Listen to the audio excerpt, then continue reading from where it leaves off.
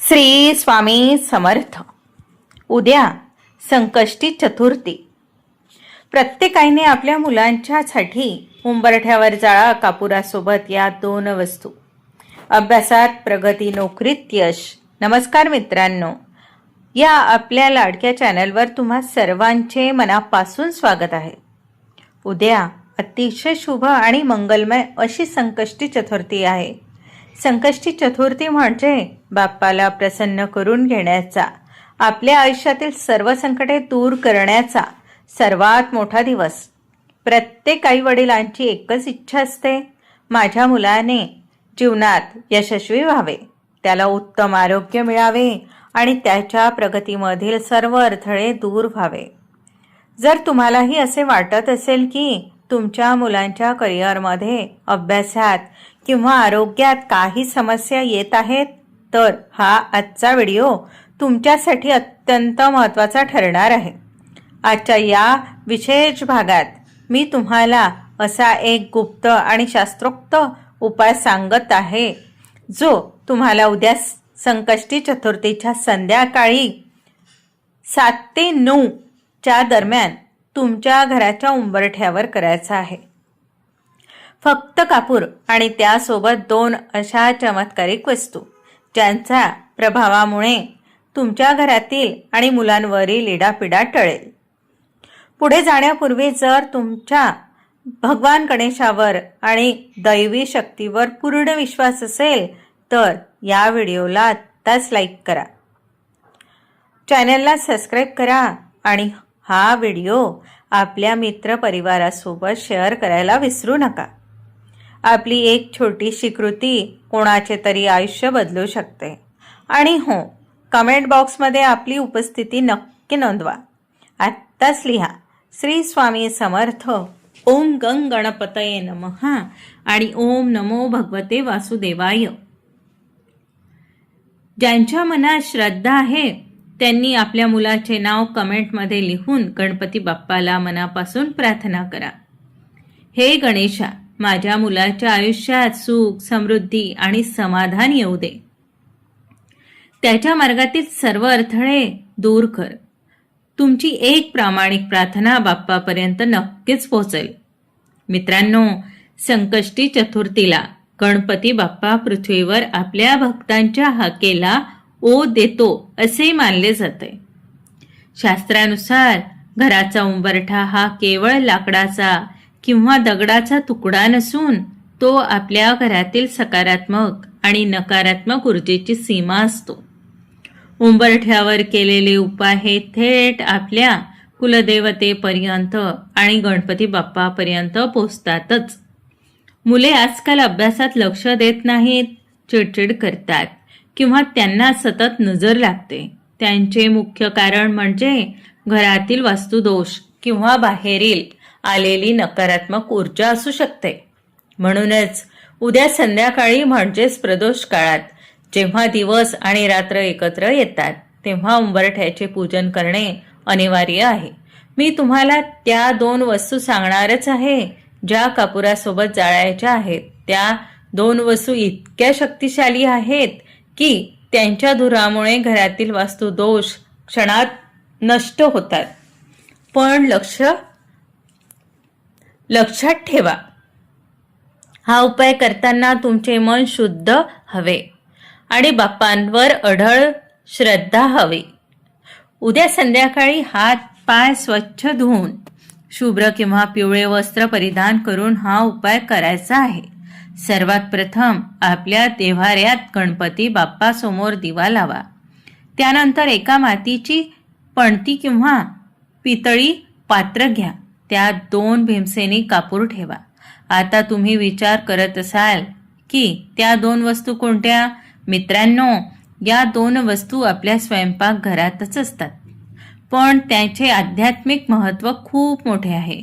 या वस्तू जेव्हा कापुरासोबत जळतात तेव्हा निर्माण होणारी ऊर्जा मुलांच्या बुद्धीला तल्लख करते आणि त्यांच्या प्रगतीत मार्ग मोकळे करते. अनेकांना प्रश्न पडतो की उपाय नक्की किती वाजता करायचा? तर सूर्यास्ताच्या वेळी जेव्हा आपण घरात शुभम करोती म्हणतो ती वेळ या उपायासाठी सर्वोत्तम आहे. हा उपाय करताना मनात ओम गंग गणपतये नमः या मंत्राचा जप चालू ठेवावा. पुढे जाण्याआधी मी तुम्हाला प्रत्येक मुलांसाठी करावेत असे 10 प्रभावी तोडगे सांगणार आहे, ते लक्ष देऊन ऐका. मधाचा अभिषेक आणि जिभेवर ओम लिखण. संकष्टी चतुर्थीच्या दिवशी सकाळी मुलांच्या हातून गणपती बाप्पाला थोड्या मधाचा अभिषेक करावा. त्यानंतर उरलेला थोडा मध बोटाने मुलाच्या जिभेवर ओम किंवा श्री काढण्यासाठी वापरावा. शास्त्रानुसार मधाचा संबंध बुधाशी आणि गणपतीशी आहे. या तोडग्यामुळे मुलांची वाणी मधुर होते, त्यांची तर्कशक्ती वाढते आणि जे मुलं बोलताना अडखळतात किंवा त्यांना स्टेजवर बोलण्याची भीती वाटते, त्यांचा आत्मविश्वास प्रचंड वाढतो. दुसरा उपाय सांगते, ऐका. पिंपळाच्या पानाचा अभिमंत्रित तोडगा. एक स्वच्छ पिंपळाचे पान घ्या आणि त्यावर अनामिकेने रिंग फिंगरने अष्टगंधाने गंग हे अक्षर लिहा. हे पान संकष्टीच्या दिवशी गणपतीच्या चरणाशी ठेवा आणि रात्री ते पान मुलांच्या उशाखाली ठेवा. दुसऱ्या दिवशी ते पान मुलांच्या अभ्यासाच्या पुस्तकात ठेवावे. पिंपळामध्ये साक्षात विष्णूचा वास असतो आणि गणपती बुद्धी दाता आहे. या संयोगामुळे मुलांची एकाग्रता अफाट वाढते आणि कठीण विषय देखील त्यांना सोपे वाटू लागतात. उपाय तिसरा, हिरव्या मुगाचा दान. हा उपाय लक्ष देऊन ऐका. बुध ग्रह हा बुद्धीचा कारक आहे आणि गणपती हा बुधाचा अधिदेवता आहे. संकष्टीला मुलाच्या वजना इतके किंवा मुठभर हिरवे मूग घेऊन ते पक्ष्यांना खाऊ घालावेत किंवा मंदिरात दान करावे. हा उपाय केल्याने मुलांच्या कुंडलीतील बुध ग्रह बलवान होतो. ज्या मुलांचे अभ्यासात अजिबात लक्ष लागत नाही किंवा जे सतत मोबाईलमध्ये गुंतलेले असतात, त्यांच्यासाठी हा तोडगा शिस्त आणि एकाग्रता आणणारा ठरतो. उपाय चौथा, गणपतीच्या उजव्या पायाचे शेंदूर. जर मुलाला वारंवार नजर लागत असेल किंवा ते सतत आजारी पडत असेल तर संकष्टीच्या संध्याकाळी गणपतीच्या उजव्या पायाचे थोडे शेंदूर घ्यावे. ते शेंदूर मुलाच्या कंठावर म्हणजेच गळ्यावर लावावे. उजवा पाय हा शक्तीचे प्रतीक आहे.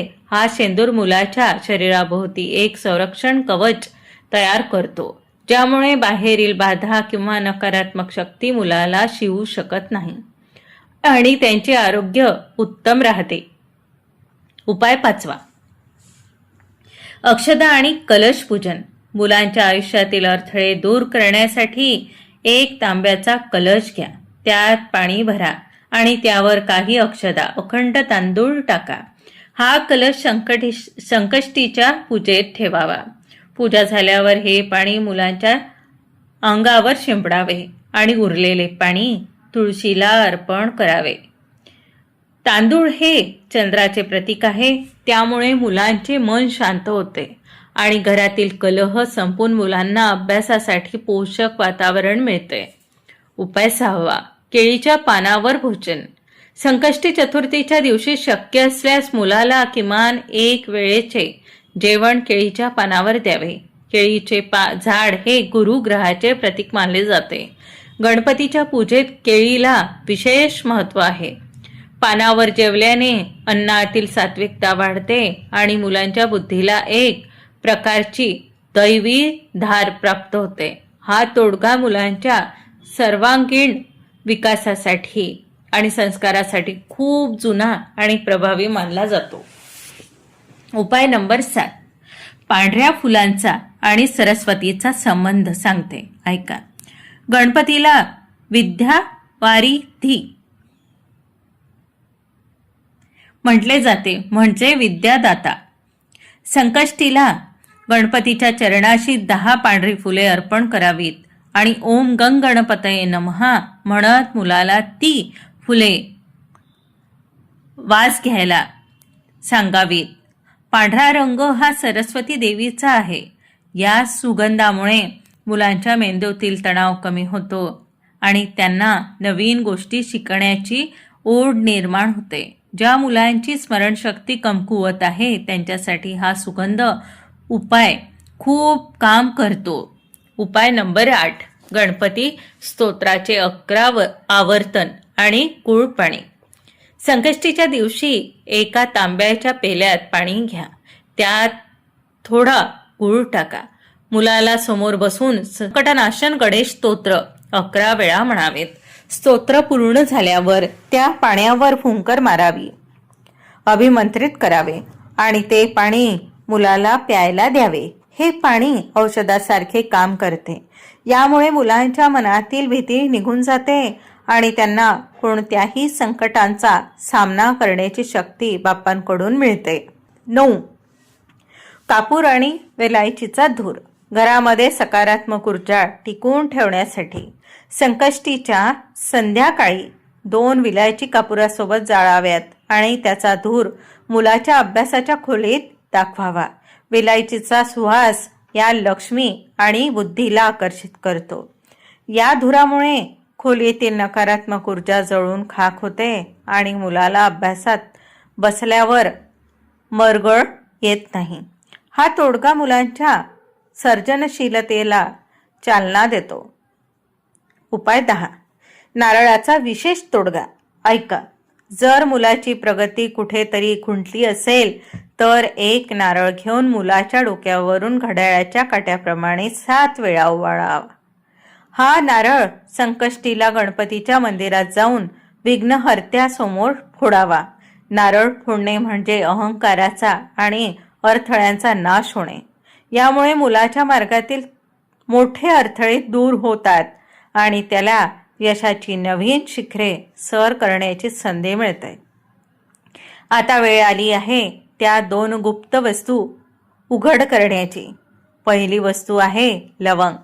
2 अखंड लवंग ज्यांना फूल आहे. लवंग ही नकारात्मकता खेचून घेण्याचे काम करते. जेव्हा आपण कापुरासोबत लवंग जाळतो तेव्हा मुलांच्या वर असलेली वाईट नजर किंवा त्यांचे चंचल मन स्थिर होण्यास मदत होते. दुसरी वस्तू आहे काळी मिरी. 2 दाणे. काळी मिरी ही शत्रुबाधा आणि ग्रहांच्या पिडेपासून रक्षण करते.